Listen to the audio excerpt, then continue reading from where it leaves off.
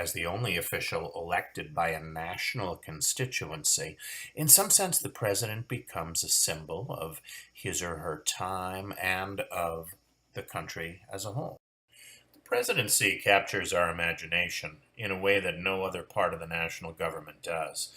People who couldn't name their congressperson or senator can usually name the president.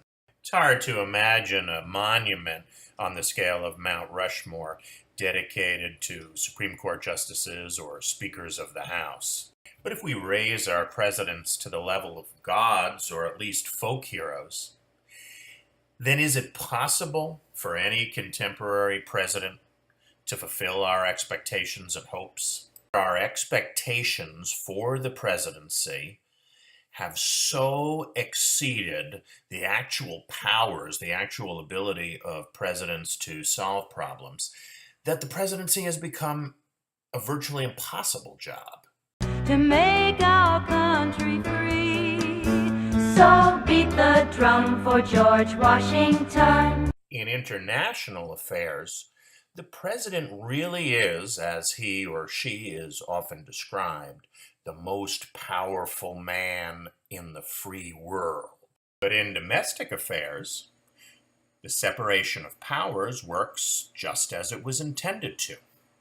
The other branches check the power of the president. For example, both of our last two presidents promised to fix the immigration system. I believe both were sincere. Neither one was able to get his plan through Congress. Officially, the president has the power to fill the executive branch with appointments of his or her choice. But what good does that power do the president if he or she can't get those appointments approved by the Senate? A lot of attention's been paid to the fact that the Senate refuses to hold a vote on Obama's most recent Supreme Court nominee, the relatively moderate Merrick Garland. You may not know that there are 80 or so other Obama nominees that have never received a hearing, not been confirmed or denied, but simply are unable to fill their posts. Obamanees in limbo.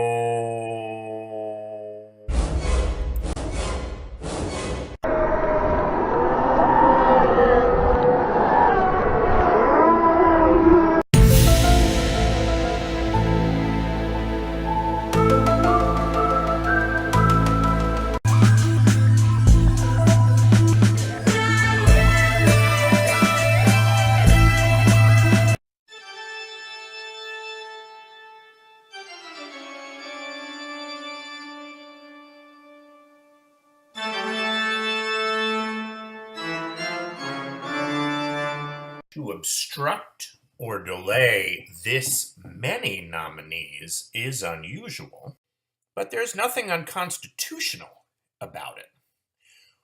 What recourse does a president have in a situation like this? One possibility would be for the president to appeal over the heads of the Senate. That is, to appeal to public opinion. But interestingly, the Obama administration has decided not to try to do that. Until now, with the case of nominated Supreme Court Justice Merrick Garland. So that battle for public opinion will be an interesting one to follow over the next few months. Public opinion plays an interesting role in general in presidential politics. In recent history, Americans have tended to feel disappointed with presidents more and more throughout their terms. Almost anything the president does in domestic politics decreases the president's approval. There's going to be some significant portion of the population that is hurt by the action, or at least believes they're hurt by the action. The poll ratings matter as an indicator, as a symbol of our disappointment with our presidents.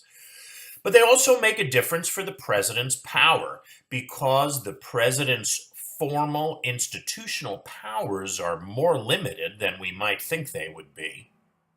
One of the only resources a president can appeal to.